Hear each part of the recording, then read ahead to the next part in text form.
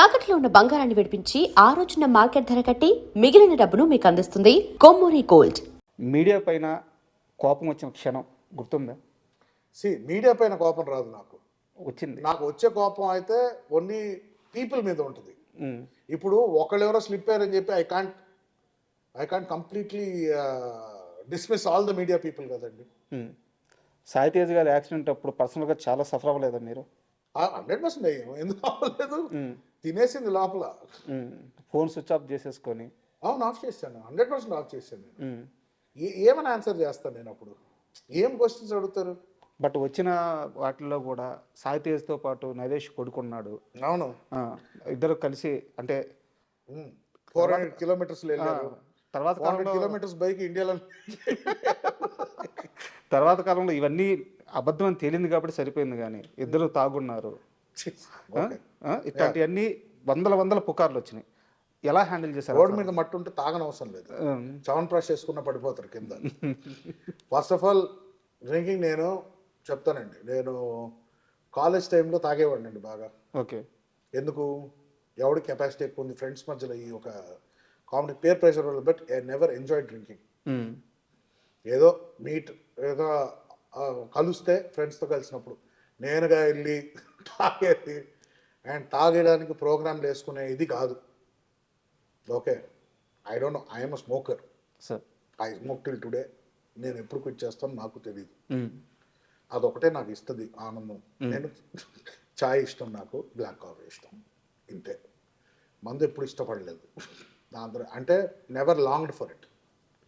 Okay, Tej అయితే అసలు పాపం వాడు only tea drinker. Black coffee కూడా తాగడు, టీ డ్రింకర్. మాకు అసలు మా బ్యాచ్ టీటోట్లర్ బ్యాచ్. పార్టీకి ఎప్పుడు వెళ్తాం మేము పబ్కి, ఎప్పుడన్నా కలిసి ఎప్పుడన్నా బయటికి వెళ్దాం రా మ్యూజిక్ అంటే వెళ్తాం. ఒకవైపు వెళ్తే ఒక బీర్ ఏదో తాగుతా, జస్ట్ ఫర్ ద మూడ్. అంతేగాని ఓ తాగేసి. First of all sports bike తాగి నడపడం ఏంటండి? నాకు అర్థం, లాజిక్కే ఉండదు దాంట్లో. డెఫినెట్లీ స్కిడ్ అయితే పడ్డాడు. But yes, he was not drunk, he doesn't drink. ఎప్పుడో బర్త్డే కంటే ఫార్మాలిటీకి ఒక షార్ట్ ఏదో వేస్తారు, అందరూ వేస్తారు. ఇప్పుడు 40 ఏళ్ళు వస్తుంది అందరికి, ఇప్పుడు ఏం చిన్న స్కూల్ పిల్లల. But alcohol never. నేను ఐ యూస్ టు. మధ్యలో they was a face where I drank and నా ప్యాంక్రియాస్ దొబ్బింది. అవునా? అంత అంటే not because of alcohol, okay, because of my life style okay, and my eating habits. Sir, Sai Tej గారు accident అయిపోయిన తర్వాత మీరు అంటే అక్కడ ఒక స్పేస్ ఇద్దామని చెప్పి గ్యాప్ తీసుకున్నారు. తర్వాత ఎప్పుడో మీరు కలిసి ఉంటారు కదా, తర్వాత ఆ ఇన్సిడెంట్ తర్వాత ఆయన కాన్షియస్లోకి వచ్చిన తర్వాత ఏదో ఒక రోజు మీ ఇద్దరు కలిసారు కదా. 100%. ఫస్ట్ టైం ఆ మీటింగ్ మీ ఇద్దరి మధ్య ఏం జరిగింది సంభాషణ? ఎందుకంటే మీ ఇద్దరు థిక్కెస్ట్ ఫ్రెండ్స్.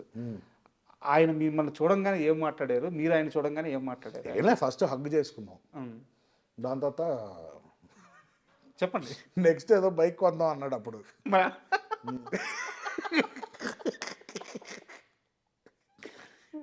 సో ఆ మోడల్ పేరు చెప్పి నెక్స్ట్ ఏంటి ఇదా, 400 కిలోమీటర్స్ ఎలా వెళ్ళేవారు నువ్వు స్ట్రీట్ ట్రిపుల్ బైక్లో అడిగా. తెలుసా ఆయనకి? మీడియాలో అంతా ఇదంతా నడిచింది ఆయనకి తెలుసా? తెలుసు.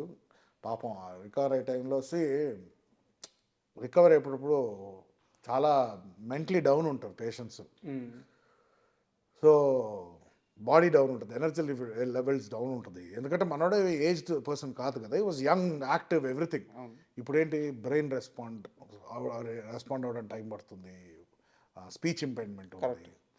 సో లోపల మానసికంగా నాకే ఒక 2-3 సర్జరీస్ తర్వాత రికవర్ అయ్యే 15 డేసే చాలా చిరాకుగా ఉంటుంది. ఏం చేయలేకపోతున్నాం, బయటికి వెళ్ళలేకపోతున్నాము, బెడ్లోనే పడుకోవాలి. పాపం అన్ని రోజులు he was there on the bed. So will be frustrated. So వచ్చాక అది కన్సోలింగ్ ఇవన్నీ ఎవడు చేయకూడదని నా ఫీలింగ్. అండ్ నా గురించి తెలుసు, నేను ఏది సీరియస్గా తీసుకోవాలని తెలుసు, unless it is death. But మీలాంటి ఇద్దరు ఫ్రెండ్స్ కలిసినప్పుడు అది ఏ సిచ్యువేషన్ అయినా చాలా ఫార్మల్గా అయితే ఉండదు. ఫార్మల్గా ఎప్పుడు లేదు. ఏదైనా ఎక్కువ నవ్వుకుంటాం, లేకపోతే కోపాల్లో ఉంటాం, అంతే. తిట్టుకుంటాం. మీరు చెప్పారా అదే ఇన్సిడెంట్ తర్వాత నా బైక్స్ అని అమ్మేసాడు నానని? వాడికి చెప్పలే, అమ్మే అయిపోయింది, బైక్స్ ఏమైంది అన్నాడు, అయిపోయినాను. ప్యాకప్. ఏం సార్ మీ ఇద్దరి మధ్య అంత థిక్ రిలేషన్ అంటే అది ఫ్యామిలీ బాండింగ్ లాగా అయిపోయింది. ఎలా సెట్ అయింది అంత స్నేహం ఇద్దరి మధ్య? ఇప్పుడు మీరు అడిగిన క్వశ్చన్కి స్క్రీన్ ప్లే ఆఫ్ లైఫ్ అంతే. What is meant to be అది జరగాలని రాసి పెట్టుంది. చెన్నైలో మేము హార్డ్లీ 4-5 years కలిసి ఉన్నాం. దాంతో హైదరాబాద్కి వచ్చాడు. నేను కాల్ చేయలేదు, నాకు నంబర్ లేదు. హైదరాబాద్కి వచ్చాక చరణ్ని కలిసాక తేజ్ నంబర్ తీసుకున్నా. ఓకే, ఫోన్ చేశా, కలిసాము. అప్పుడు మేము క్రికెట్ ఆడేవాళ్ళం. సో మనోడు రాజూస్ క్రికెట్ క్లబ్లో ఆడేవాడు. ఒకరోజు ఎవరో చెప్పారు క్రికెట్ 6లు బాగా వేస్తున్నాడు అక్కడ, సూపర్ మీ ఫ్రెండ్ అంటే, అప్పుడు నేను వెళ్ళా, కలిసాం. మళ్ళీ ఒకసారి కలిసాం. దాని తర్వాత కొన్ని 1-2 years కలవలేదు. ఓకే, దాని తర్వాత సబ్వేలో కలిసా. తర్వాత అప్పటికి ఇంకా మనోడు యాక్టింగ్ ఏం లేవు. నేను ఎడిటింగ్లో ఉన్నప్పుడు అప్పుడు సబ్వేలో కలిసా ఇంకో ఫ్రెండ్తో. మళ్ళీ అప్పుడు స్టార్ట్ అయింది పరిచయం. మళ్ళీ అప్పుడు మీట్ అవ్వడం స్టార్ట్ అయింది. ఓకే, దాంతో రెగ్యులర్ కలవడం స్టార్ట్ అయ్యింది మళ్ళీ. బట్ ఇదేంటంటే ఫ్రమ్ నేను I think I was in 4th or 5th. అప్పుడు ఆ టైం నుంచి నాకు ఒక ఎవ్రీ ఫేజ్లో కలుస్తూ ఉండేవాడు. So every time we met అది ఒక బ్రదర్ బాండింగ్ లాగా అయిపోయింది. అంటే చిన్నప్పుడు ఆ 4-5 years వాడిని బాగా టార్చర్ పెట్టా క్రికెట్ నేర్పించాలని. కొట్టేవాడిని, తిట్టేవాడిని. అవునా? వీడు రాడనుకునేవాడిని, మళ్ళీ ఇంకా వచ్చేవాడు. మళ్ళీ లేదు నేను బాగా ఆడతానని చెప్పి వచ్చేవాడు. అప్పుడు అదేదో పెద్ద నేను కోచ్ మనోడు, బట్ ట్రైనింగ్ అయితే చాలా ఇంటెన్స్గా ఇచ్చేవాడు ఆ టైంలో. అయితే మీ ప్రభావం ఆ షాట్లన్నీ ఏమో అది వాడిని అడగాలి, నాకు తెలియదు. అడగాలి. మామూలుగా కొట్టాడు బాల్ని. అవునవును, బాగా కొడతాడు, గట్టి కొడతాడు. దాని తర్వాత ఇక్కడ రావడం, ఇక్కడ కలిసాక ఫస్ట్ 2 times జస్ట్ కలిసాం అంతే, మాట్లాడుకున్నాం, అయిపోయింది. ఎప్పుడైతే ఆ సబ్వేలో కలిసామో అక్కడి నుంచి daily, this was in 2001 or 2004 అనుకుంటా. 2004-5లో కలిసాం. ఇంకా అక్కడి నుంచి ఇప్పటి వరకు కంటిన్యూస్గా, ఇంకా గ్యాప్ లేదు. సో ఏంటంటే చిన్నప్పుడు అలా చూశాను కదా, సో ఆటోమేటిక్గా ఒక తమ్ముళ్ళలాగే ఉండేది. ఇది వాడు సక్సెస్ నా సక్సెస్ అని నేను వాడిని ట్రైన్ చేయాలి ఆయనకి ఎందుకో వచ్చింది. నాకు చరణ్తో ఎప్పుడు నాకు అలా లేదు. ఓకే, తేజ్ నాకన్నా కొంచెం చిన్నోడు కాబట్టి చిన్నప్పుడు తమ్ముళ్ళలాగే చూసేవాడిని నేను. సో ఇక్కడ కలిసాక అదే ఇది స్టార్ట్ అయింది. దాంతో వాడు కెరియర్ గురించి మాట్లాడినా, ఇలాంటి సినిమాలు చేద్దాం అనుకుంటున్నా, సో ఫస్ట్ డాక్టర్ అవుదాం అనుకుంటున్నాను అంటే, నేనా పిచ్చా అన్నాను. నువ్వు అసలు చదువు వచ్చా నీకు? అసలు నువ్వు సినిమాలు కనీసం ఫ్లాప్ సినిమా తీస్తే ఆడియన్స్ ఇరిటేట్ అవుతారు, ఇక్కడ నువ్వు తప్పు చేస్తే జనాలు చచ్చిపోతారు, నీకు నీ రిస్క్ తెలుస్తుందా నీకు అని చెప్పారు. దాని తర్వాత he decided he wanted to act and everything. అయితే డాక్టర్ కావాల్సిన యాక్టర్ చేసింది మీరే?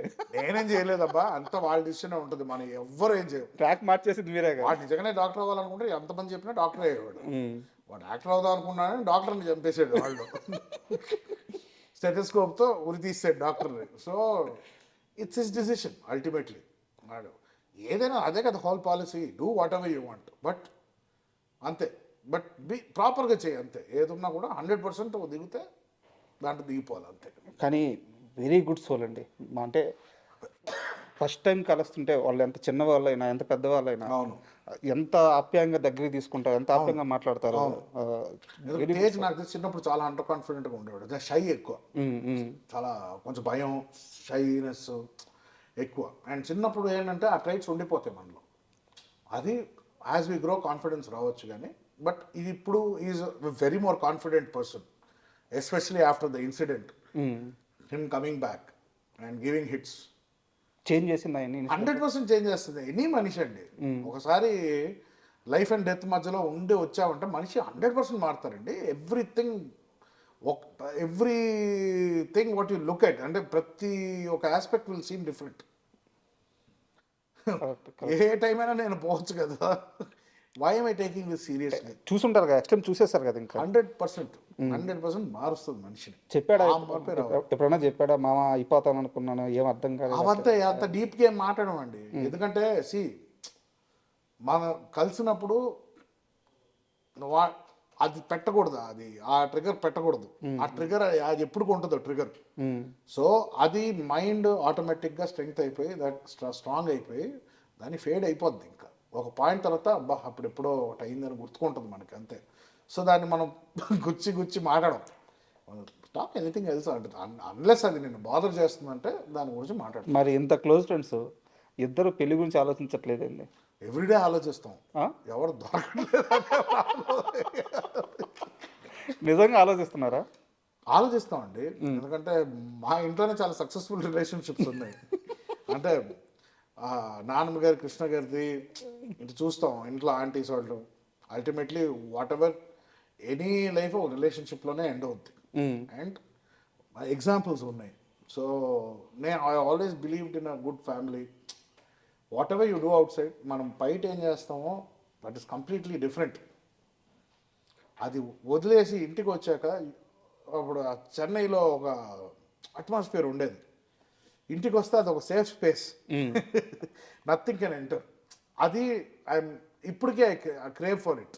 ఇప్పుడు చాలామంది లేరు లైఫ్లో, బట్ ఆ atmosphere it is, I feel it is నా responsibility to create that for the future generation. అంటే ఒక మ్యారీడ్ లైఫ్ గురించి మీకు మంచి అవగాహన ఉంది, అర్థమవుతుంది మీ మాటల్లో. బట్ ఎందుకు అటువైపు అంటే రీజన్, అంటే పర్టికులర్ రీజన్, నచ్చిన అమ్మాయి దొరకట్లేదా? Right place at the right time అంటారు కదండి. టైం రాలేదా? ఆ టైమింగ్ కుదరలేదు లైఫ్లో ఎప్పుడు. ఏదర్ రాంగ్ అమ్మాయిలను కలవడము, ఆర్ వాళ్ళు రాంగ్ పర్సన్ నన్ను కలిసారేమో. ఇంట్లో తప్పు గిప్పు లేదు, కానీ కంపాటబిలిటీ కుదరకపోవడం వల్ల. అండ్ ఎలా చెప్తాను, ఫస్ట్ 20 to 30 పాపం ఒక అమ్మాయి కోసం వెయిట్ చేశాను. ఆ అమ్మాయి తిరిగి కూడా రాలా, పెళ్లి చేసుకుని వెళ్ళిపోయింది. సో ఆ మోస్ట్ ప్రైమ్ ఇయర్స్ నేను ఇంకే అమ్మాయిని చూడలేదు. ఆ 30 years తర్వాత ఏంట్రా ఇంత వీపిగండి అయిపోయానా అని అనుకున్నాను నేను. So after that mind set change అయింది. సో నా first relationship was after my 30s. So అప్పుడు నేను 17లో ఉన్నట్టు ఉన్నింది నాకు, everything was new. Couldn't understand, navigation కుదరలా. సో కొన్ని వర్కౌట్ అవ్వాలి రిలేషన్షిప్స్. బట్ నాకు తెలిసినంత వరకు, నేను కనుక్కున్నంత వరకు నేను అడుగుతున్నాను, ఆరెంజ్ సినిమా ఉంది కదా, orange movie, orange Ram Charan గారు. అవునవునవును. మీ లైఫ్ అని చెప్తారు చాలా మంది. యాక్చువల్లీ సరిగ్గా గుర్తుకులేదు ఆ సినిమా నాకు. అంటే ఏదున్నా మొహం మీద చెప్పేస్తారు, నిజం చెప్పేస్తారు, రిలేషన్షిప్స్ క్యారీ అవ్వవు, బ్రేక్ అయిపోతుంటాయి అని చెప్పేసి. యా, అల్టిమేట్లీ నేను అదే కదా, రిలేషన్షిప్ నువ్వు మ్యారేజ్ చేసుకున్నా కూడా నా రిలేషన్షిప్ బాగుందని ఎప్పుడు అంటానంటే, డెత్ బెడ్ మీద ఉన్నప్పుడు అంట. అప్పటికి ఇంకా వైఫ్ నాతో ఉందంటే very good relationship, my soulmate. లేకపోతే 50-60 కూడా డివోర్స్ అయిపోయేవాళ్ళు ఉన్నారు. So I will only trust at the end of the world. At the end of my world ఏదైనా ఇది ఇది ఇది నన్ను కంప్లీట్ చేసింది, దిస్ ఇస్ మై సోల్మేట్, నేను అచీవ్ చేశాను అనేది ఆ టైంలో డిసైడ్ చేయాలి, కానీ ఈ టైంలో ఏది. సరే, ఇప్పుడు ఓపెన్గా ఒకటి చెప్పండి. మీరు చేసుకోవాలనుకుంటున్న అమ్మాయికి ఉండాల్సిన లక్షణాలు ఏంటి, క్వాలిఫికేషన్స్ ఏంటి? అదే కదండి, నాకు క్లారిటీ లేదు. ఇంకా క్లారిటీ రాలేదు. క్లారిటీ అంటే క్లారిటీ కాదండి, ప్రాబ్లం అంటే అలాంటి లిస్టులు పెట్టుకున్నా అంటే ఎవరు దొరకరండి అలాగా. ఎవ్రీథింగ్ షుడ్ బి మ్యాజిక్ లా జరగాల, న్యాచురల్గా అవ్వాలి. ఒక అమ్మాయిని చూస్తే ఎందుకు అమ్మాయి నచ్చుతుందో, ఆ అమ్మాయి doesn't have to be Aishwarya, నేనేదో రితిక్ రోషన్ కాదు, కానీ doesn't have to be the most attractive women. కొంతమంది జస్ట్ నచ్చేస్తారు. కరెక్ట్. నేను ఫస్ట్ ఇష్టపడ్డ అమ్మాయి అయితే నార్మల్గా ఉంటుంది అమ్మాయి, బట్ 10 ఏళ్ళు వెయిట్ చేశారు. యా, నాకన్నా 4 years పెద్ద అమ్మాయి కూడా ఆవిడ, బట్ వెయిట్ చేశాను అంతే. అది ఎందుకు అంత నచ్చిందో తను నమ్మలేదు, నేను చిన్నపిల్లకని ఈడేం ఉంటాడు ఇంకొక అమ్మాయిని చూసుకొని యంగ్ అమ్మాయికి వెళ్ళిపోతాడు అనుకుంది, పిచ్చింది. తర్వాత 30కి రియలైజ్ అయింది, 34 వచ్చినప్పుడు నేను 30 వచ్చి అప్పుడు రియలైజ్ అయింది. అప్పుడు పెళ్ళి అయిపోయింది ఇంకో ఎవరితో, ఏం చేస్తావు ఇంకా, కానీ అమ్మాయి వెళ్ళి హ్యాపీ మ్యారీడ్ లైఫ్ అన్నా. సో ఇప్పుడు మనం రిలేషన్ గురించి మాట్లాడుతున్నాం కాబట్టి అది సీరియస్ క్వశ్చన్ కాదు, కానీ అడగాలనుకుంటున్నా. మీకు ఇష్టమైతే సమాధానం చెప్పండి, చెప్పండి, స్కిప్ చేసేసేయండి. ఇప్పుడు నాన్నగారి పర్సనల్ లైఫ్ గురించి నేనేం మాట్లాడినా అది వ్యక్తిగత చాయిస్. బట్ ఇప్పుడున్న ఆ రిలేషన్లో పవిత్ర గారి అసోసియేషన్ ఎలా ఉంటుంది, అంటే మీ ఫ్యామిలీ మెంబర్ అయ్యారు, సో మీ నాన్నగారితో ఎలా ఉంటున్నారు, మీతో ఎలా ఉంటున్నారు, ఫ్యామిలీ మెంబర్కి ఎలా కలిసిపోయారు, ఇప్పుడు అంతా కంఫర్టబుల్గా ఉన్నారా? Yeah, she is fantastic human being. నాకు అంటే వస్తుంటారు, రెగ్యులర్గా కలుస్తుంటాం. షీఈస్ ఆల్వేస్ వెరీ, ఎప్పుడు అందరిని పలకరిస్తారు, అందరితో కూర్చుంటారు, ఎలాంటి ఇది లేదు. She is a very happy go lucky women.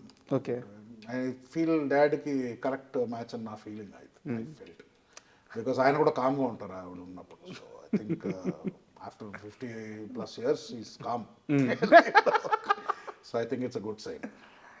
అదే love, this never, no time, no really time deadline or anything, it's never too late. Correct. To find the right person. అదే చెప్పాను కదండి, నేను 60 years తర్వాత డిసైడ్ చేస్తాను. అప్పుడు 70 ఉంటే 70 వరకు అప్పుడు డిసైడ్ చేస్తాను. అప్పటి వరకు నాకు ఎవరు రైట్ అని నేను డిసైడ్ చేయను. So yeah. అండ్ పవిత్ర గారు లాస్ట్ అంటే కృష్ణ గారిని కూడా కలిశారు, కృష్ణ గారి ఆమోదం కూడా ఉందని చెప్పి నరేష్ గారు చాలాసార్లు చెప్పారు అనమాట. సో వాళ్ళిద్దరి ఆ మూమెంట్ ఎలా జరిగింది? నేను లేనండి అప్పుడు. బట్ వన్ థింగ్ ఏంటంటే నిర్మల గారు కానీ కృష్ణ గారు కానీ ఈ డాడీ ఏమి డెసిషన్ తీసుకున్నా చాలా వరకు సపోర్ట్ చేసేవారు. బికాస్ వాళ్ళు చాలా కష్టాలు చూసి వచ్చిన వాళ్ళు. సో ఒకటి అర్థం చేసుకోవాలంటే మనిషి లైఫ్లో అన్ని పర్ఫెక్ట్గా జరగదు. ఒకటి దానికి కట్టుబడిపోయి మనం యాంకర్ అయిపోయి అక్కడే ఉంటావా, ఆర్ ఆప్షన్ ఉంది అయినా చేసుకుంటావా. You want make something good of life. Today is happy. Correct. ఎవరు కంప్లైంట్ చేయడానికి ఉంది ఇప్పుడు? But that's the whole point అండి. అందరిని సాటిస్ఫై చేయలేము. Correct correct. బట్ అందరూ చెప్పేది ఒకటే, నీ సంతోషాన్ని ఎత్తుక్కో అంటారు. నీ సంతోషం ఎత్తుకోవడానికి 2-3 డిసప్పాయింట్ అవ్వాల్సి వస్తుంది తర్వాత. అందరి లైఫ్లో ఉంటుంది. ఎవరు 100% అందరినీ సంతోష పెట్టలేరు కదా. Correct. So ultimately first what you feel matters. నువ్వు సెక్యూర్గా ఉంటే ఇంకొక 2-3 నువ్వు సెక్యూర్ చేయొచ్చు, కానీ నీకే టికానం లేనప్పుడు you can't go and try to make people happy. So Naresh గారి లైఫ్ మొత్తం చూస్తే అంటే అంత ఎక్స్పీరియన్స్ లేదు, కానీ నేను గమనించినంత వరకు ఆయన ఆనందాన్ని ఎత్తుక్కుంటూ పోతుంటాడు వర్క్లో కానీ తన లైఫ్లో కానీ. అండ్ అంటే ఇలా బతకాలరా, ఇది కదా లైఫ్, ఆ సాటిస్ఫాక్షన్ ఉంటుంది ఆయన లైఫ్ స్టైల్లో. మీ నాన్నగారి లైఫ్ నుంచి ఏమైనా తీసుకోవాలంటే, ఏమైనా నేర్చుకోవాలంటే మీరు కోరుకునేది ఏంటి? నేను కోరుకున్నా కూడా అవ్వదండి అది. ఆయన ఎమోషనల్ పర్సన్, బట్ కొన్ని విషయాల్లో ఆయన ఎమోషన్ మేనేజ్ చేసే లెవెల్లో నేను మేనేజ్ చేయలేను. And that's not possible. అది నాకు మా మదర్ సైడ్ నుంచి వచ్చిందో మరి నాకు తెలియదు, but that is what I'm. So ఆ లెవెల్లో ఆయన కొంచెం ఎఫిషియన్సీ ఇంకా ఎక్కువ ఉంటుంది. ఎమోషన్స్ని ఆయన కొంచెం పక్కన పెట్టైనా కూడా he can finish some tasks. But నాకు కొంచెం, నేను ఎమోషనల్ పర్సన్ని నేను. సో కొన్ని డెసిషన్స్ తీసుకునేది లాజికల్గా ఉండవు, but that will give me different results. So నేను ఐడెంటిటీ మార్చుకోదలుచుకోవట్లేదు. And acceptance is important. ఆయనంత ఎఫిషియెంట్ పర్సన్ నేను కాదు. దో ఫిజికల్గా నేను ఇంకా ఎక్కువ చేయగలుగుతానేమో ఇప్పుడు, but work wise or experience wise is a task master. నాకు ఒక టాస్క్ ఇస్తా, ఒక టాస్క్ నీట్ కంప్లీట్ చేసుకుని ఫినిష్ చేసుకుని, మల్టీ టాస్కర్ కాదు నేను. సో అలాంటి ఒక డైనమిక్ డిఫరెన్సెస్ ఉన్నాయి. సో నేను అది అనుకోవడం కానీ అది పాసిబుల్ కాదు. Both are little different. మా operation, the way we operate are different.